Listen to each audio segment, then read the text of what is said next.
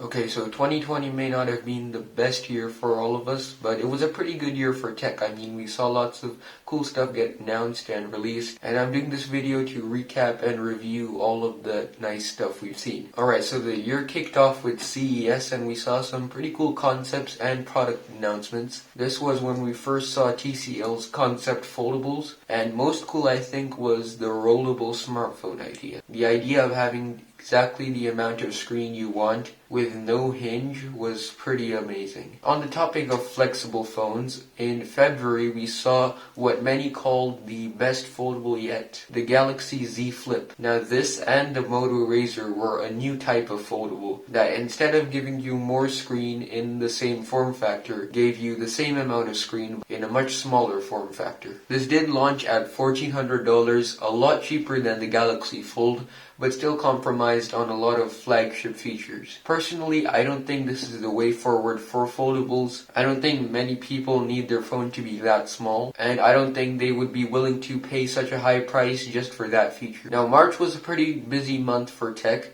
It started with the launch of Samsung's S20 series, in which we saw a change in Samsung's pricing strategy, with their lineup starting at $999 going up to $1,400. And I don't think this was the right move for Samsung. Their main audience is people who want phones with the best bang for the buck, and I think their sales prove that for the S20 series. Also in March, we saw a series of website refreshes from Apple, starting with the Macbook Air, which lowered its starting price to $999 and made the keyboard good again. Then we saw a new iPad Pro, which didn't really change much except for adding a LiDAR sensor and an ultra-wide camera. But the big thing with the iPad Pro was the magic keyboard case, starting at $300. I mean, you just have to spend $100 more to get the new iPhone SE, which also launched in March. This was an iPhone 8 on the outside, but an iPhone 11 on the inside, and I think was a great product by Apple. Then in April, we saw the OnePlus 8 series, where the flagship killer became what it swore to destroy. It had water resistance, wireless charging, and a great camera system, something that was compromised on in its previous iterations. It wasn't all smartphones though, because in April we saw Intel's new 10th gen Comet Lake CPUs, in which their new 10900K reached 5 GHz boost clock,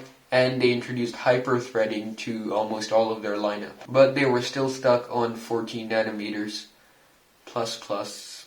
Anyways, moving on to June, we saw Apple's WWDC, where we saw the controversial redesign of macOS called macOS Big Sur. But the big thing we definitely saw was the announcement that Apple was moving away from Intel processors to their own Apple-designed silicon. And we saw their new Apple Silicon MacBook Air and Pro later in November, featuring their M1 8-core Apple-designed chip. August was another busy month, where we saw the ever-hyped OnePlus budget offering, the OnePlus Nord. Is it just me, or was this a tiny bit underwhelming? I mean, it was a pretty good budget phone, but I think it was just that. Nothing that stood out from the crowd, and nothing that should have been hyped up as much as it was. Another budget phone we saw in August was the Pixel 4a from Google. And this was Google doing what they do best. And okay, I didn't think this was as outstanding as many other tech YouTubers would say, but considering it was made by Google, it was amazing compared to their previous flagship Pixel 4. The big release for August, however, was the Galaxy Note 20 series. The Note 20 Ultra was pretty good, and for $1,300, I don't think it was overpriced considering the features it had. As for the Note 20, I mean, it was trash. There's no two ways about it. 1080p, 60 Hz, plastic for $999. This was definitely a miss from Samsung, considering that they made what the Note 20 should have been a few months later in the S20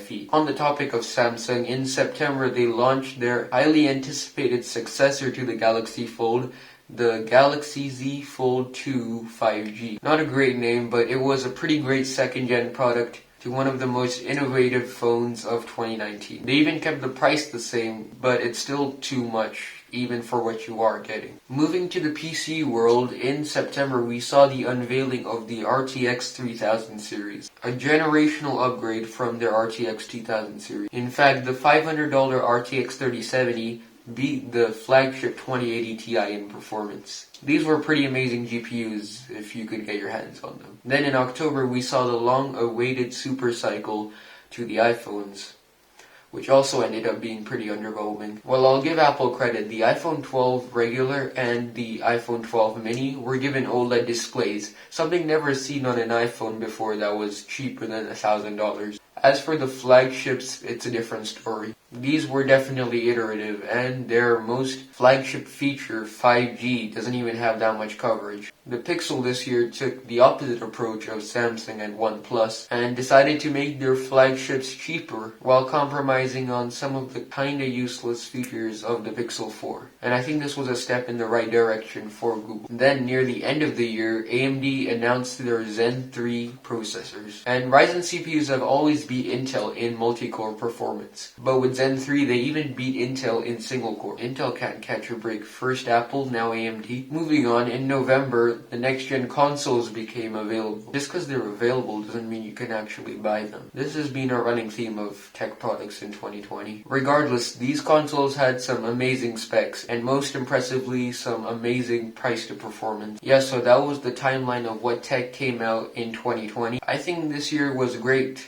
for tech. Anyway, thanks for watching, and thanks for 50 subscribers. Happy New Year, and I'll see you in the next one.